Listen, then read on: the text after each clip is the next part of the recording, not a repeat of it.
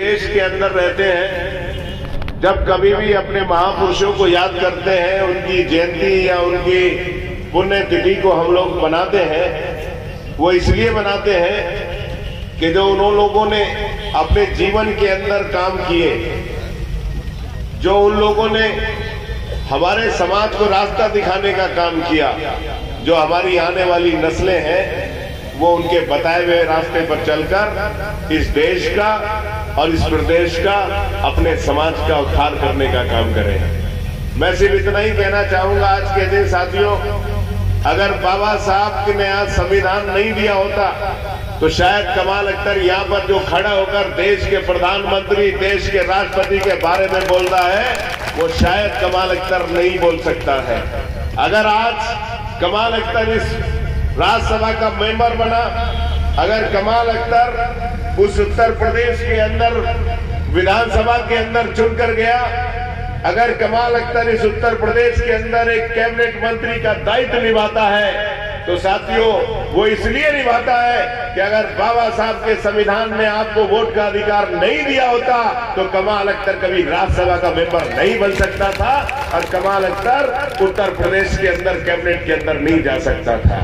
मैं बात इसलिए कहना चाहता हूं साथियों, अगर आज ये जो बाबा साहब के संविधान के खिलाफ जो साजिशें हैं, जो ये भारतीय जनता पार्टी और आरएसएस के लोग जो बाबा साहब को मानने वाले लोगों के खिलाफ साजिशें कर रहे हैं, अगर आज यहां पर आप जितनी बड़ी तादाद में हमारे दलित भाई आए हैं, मैं आपसे सिर्फ इतना ही कहना चाहता हूं साथियों कि आज बाबा साहब को सच्ची श्रद्धांजलि यही होगी कि अगर हम संकल्प लेकर जाएं, जिस संविधान ने हमें वोट का अधिकार दिया, जिस संविधान ने हमें बोलने का अधिकार दिया, जिस संविधान ने हमें इस देश के अंदर रहने का अधिकार दिया, जिसने समानता और बराबरी का अधिकार दिया, अगर उस संविधान को बचाने के लिए हम उन नफरती फैलाने वाली ताकतों को नस्ते नाबूद करने के लिए 2022 के अंदर इस उत्तर प्रदेश से उखाड़ फेंकने का संकल्प लेकर जाए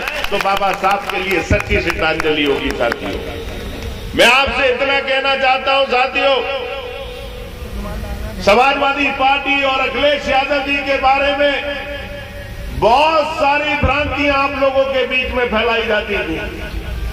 कमाल अख्तर के बारे में भी बहुत सारी भ्रांतियां फैलाई जाती थी और मुझे कहने में कोई गुरेज भी नहीं है।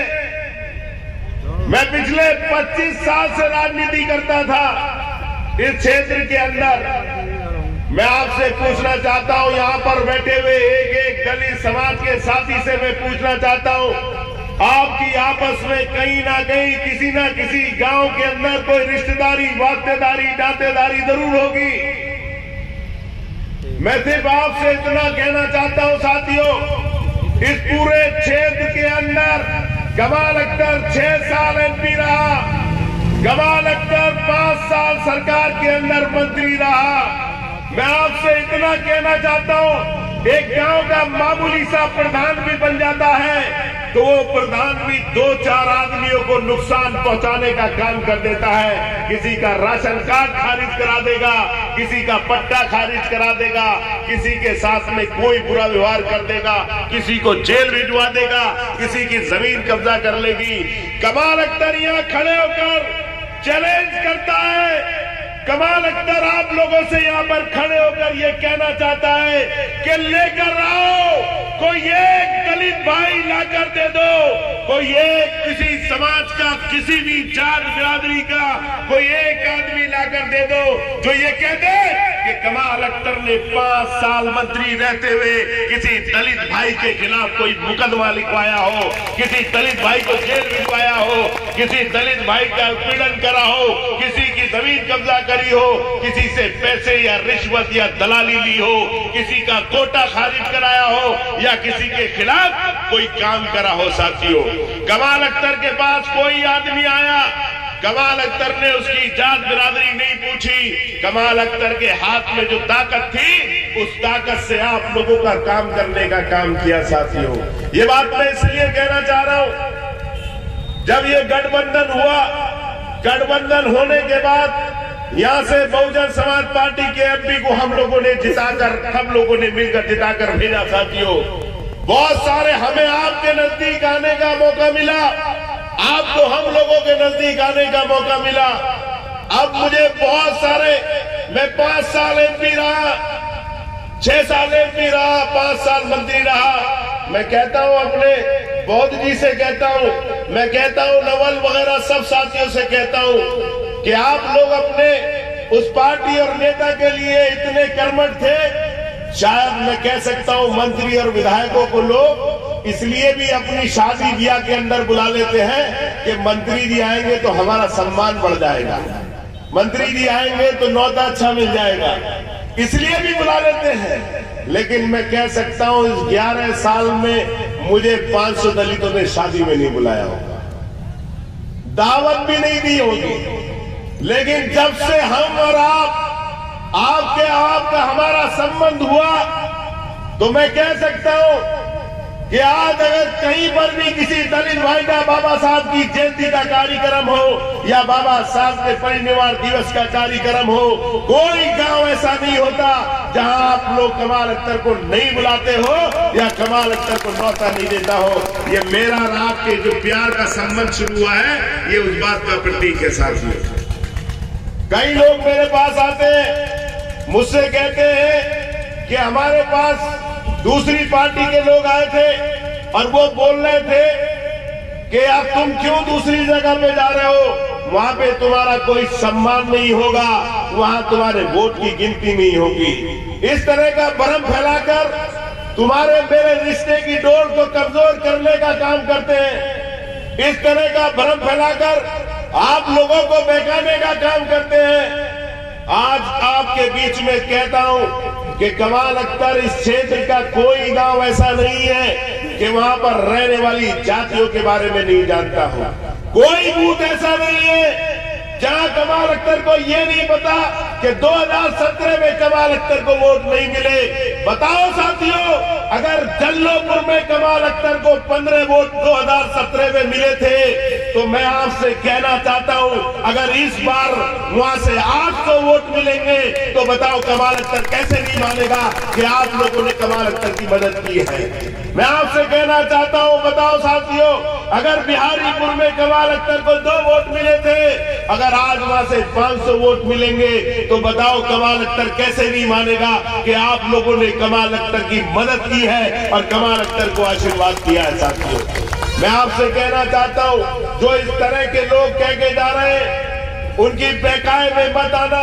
आज कमाल अख्तर आपसे वादा करता है, अगर कमाल अख्तर के खून की भी जरूरत, अगर कमाल अख्तर की आधी रात में भी अपने भाइयों की जरूरत पड़ी होगी तो कमाल अख्तर आपके साथ कंधे से कंधा मिलाकर खड़ा हुआ होगा। साथियों, और याद करो, मैं पूछना चाहता हूं, बताओ, जब जल्लोपुर के अंदर बारात के साथ मारपीट हुई, कहां थी? गुलाबपुर के अंदर बारात के साथ मारपीट हुई। यही बीजेपी के नेता थे, यही बीजेपी के विधायक थे जिन लोगों ने बारात को मारा, जिन लोगों ने बारात को पीटा, उन्हीं लोगों के साथ 307 का मुकदमा लगाने का काम किया। कौन लड़ रहा था? कोई पार्टी जो अपना आपको सबसे बड़ा हमदर्द बताती है, एक आदमी भी उनमें बोलने नहीं आया था। अगर कोई लड़ रहा था तो समाजवादी पार्टी और कमाल अख्तर तुम्हारे हक के लिए लड़ रहा था। साथियों, मैं कहना चाहता हूं आप लोगों से, बताओ, आपके यहाँ पर एक दलित साथी की इसलिए गोली मारकर हत्या कर दी गई कि वो शिवरात्रि के दिन मंदिर में जल चढ़ाने चला गया। कौन आदमी उसके मदद के लिए गया था? कमाल अख्तर और समाजवादी पार्टी उस दलित के साथी के साथ हक के लिए खड़ी थी। मैं ज्यादा लंबी बात नहीं करूंगा, मैं सिर्फ आपसे इतना कहना चाहता हूं कि आपने बहुत मौके दिए, आपने बहुत लोगों को देखा। कमाल अख्तर आपसे एक मौका चाहता है, एक बार कमाल अख्तर के ऊपर भरोसा कर लो। अगर कमाल अख्तर तुम्हारे भरोसे पे खरा नहीं उतरे, ये कोई कुंभ का मेला नहीं है कि 12 साल बाद लगेगा, 5 साल बाद फिर कमाल अख्तर आपकी अदालत के अंदर आएगा। आप जो चाहे वो सजा कमाल अख्तर को दे देना, लेकिन मैं आपसे कहना चाहता हूं कि इस बार लड़ाई बाबा साहब के संविधान को बचाने की है, एक तरफ वो ताकते हैं। बताया रामकुमार निर्मल जी ने किस तरह से दलित छात्रों की छात्रवृत्तियों को खत्म कर दिया गया, किस तरह से साजिश कर बाबा साहब, बाबा कहते हैं खड़े होकर योगी बाबा कि हम लोगों ने 5 लाख लोगों को नौकरी दी। मैं पूछना चाहता हूं, बताओ अगर 5 लाख लोगों को नौकरी दी तो आरक्षण के हिसाब से 1,20,000 नौकरी आप लोगों को मिलनी चाहिए। 1,20,000 को पूरे 80 जिलों के अंदर बांट दो तो हो सकता है कि हर गांव के अंदर एक नौकरी आपके हिस्से में आ जाती आरक्षण के हिसाब से। बताओ, मैं पूछना चाहता हूं, कोई बेचारा नौजवान हमारा पुलिस के अंदर अपने बल पे भर्ती हो गया हो, सेना में अपने बल पर भर्ती किया गया हो, लेकिन मैं पूछना चाहता हूं साथियों, लेकर आओ नौजवान जिसे इस योगी सरकार ने नौकरी दी है। बल्कि इस योगी सरकार ने क्या काम किया, आपके आरक्षण को खत्म करने के लिए सारी नौकरी आउटसोर्सिंग के अंदर दे दी। अगर आउटसोर्सिंग का ठेका कमाल अख्तर के पास है तो कमाल अख्तर ने अपने सारे परिवार को रख दिया। अगर यशवीर नागर के पास है तो यशवीर नागर ने अपने सारे लोगों को रख दिया। इस तरह से आप लोगों के आरक्षण का हक मारने का काम इन लोगों ने किया है। और जहां तक सवाल है हमारे पिछड़े भाइयों का, आप साथियों बताओ, प्रजापति समाज, गुर्जर समाज, सैनी समाज, हमारे हिंदू नाई, हमारे गुसाई समाज, मैं पूछना चाहता हूं, आप उत्तर प्रदेश की सरकार के अंदर मत जाओ, इसी क्षेत्र के अंदर आ जाओ। कोई एक डीलर ला कर दे दो जो ये बता दे कि भगवान को छोड़ दो, मंदिर नहीं गए हो गए 5 साल, लेकिन चढ़ाने साहब के घर जरूर गया होगा डीलर, नहीं तो डीलर रह नहीं सकता है साथियों। बताओ, ट्रैक्टर की ठेकेदारी हमारी, रेते की ठेकेदारी हमारी, टेम्पू की ठेकेदारी हमारी, सड़क की ठेकेदारी हमारी, बिजली की ठेकेदारी हमारी।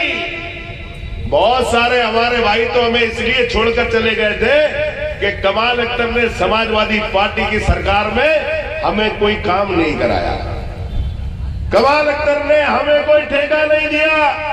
बीजेपी की सरकार आएगी तो हमें मालामाल हो जाएंगे, बहुत सारे ठेके मिल जाएंगे। मैं पूछना चाहता हूं, बीजेपी के आप अपनी बात छोड़ दो, वो बीजेपी के नेता जो 20-20 साल, 25-25 साल आज तक बीजेपी के नेता जो बीजेपी के लिए पूरी तरह समर्पित थे, मरे पड़े थे। अगर कोई कॉफी बेच रहा है तो 25 साल बाद भी कॉफी बेच रहा है, दूसरी कोई चीज उससे नहीं मिली। अगर कोई आदमी, मैं याद आ गया तुम्हें, मैं पूछना चाहता हूं, किसका विकास हुआ? क्या कहते हैं बीजेपी वाले, क्या कहते हैं बीजेपी वाले? बीजेपी वाले कहते सबका साथ, सबका विकास और सबका विश्वास। तो यार भाई एक बात बता दो, इस क्षेत्र में कितना विकास हुआ सबको मालूम है। कितना विकास हुआ बताओ? कहीं विकास हुआ? अच्छा ईमानदारी से बताओ, किस आदमी का विकास हुआ? एक आदमी का विकास तो हुआ यार, बताना पड़ेगा। किसका विकास हुआ बताओ? हैं? अरे यार आवाज नहीं आ रही, किसका? जोर से बताओ। अरे मुझे तो पता ही नहीं चला भाई, इतना विकास हो गया।